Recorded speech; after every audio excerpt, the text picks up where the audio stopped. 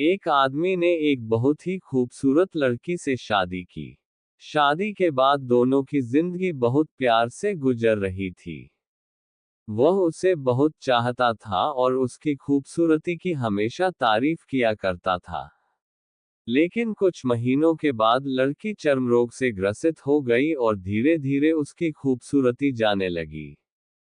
खुद को इस तरह देख उसके मन में डर समाने लगा कि यदि वह बदसूरत हो गई तो उसका पति उससे नफरत करने लगेगा और वह उसकी नफरत बर्दाश्त नहीं कर पाएगी। इस बीच एक दिन पति को किसी काम से शहर से बाहर जाना पड़ा। काम खत्म कर जब वह घर वापस लौट रहा था, उसका हो गया में उसने अपनी दोनों आंखें खो दी।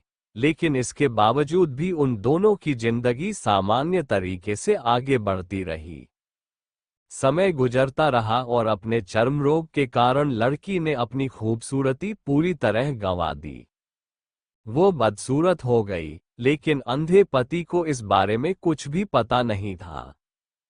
इसलिए इसका उनके खुशहाल विवाहित जीवन पर कोई प्रभाव नहीं पड़ा।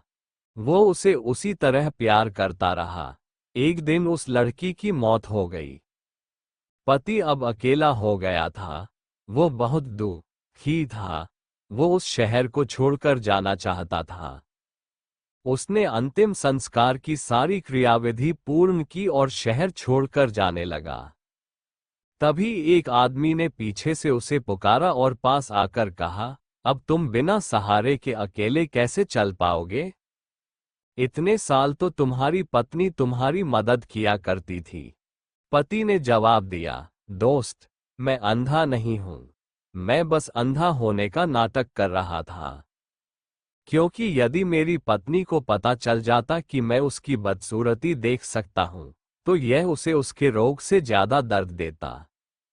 इसलिए मैंने इतने साल अंधे होने का दिखावा किया। वो बहुत अच्छी पत्नी थी। मैं बस उसे खुश रखना चाहता था। खुश रहने के लिए हमें भी एक दूसरे की कमियों के प्रति आंखें बंद कर लेनी चाहिए और उन कमियों को नजरअंदाज कर देना चाहिए।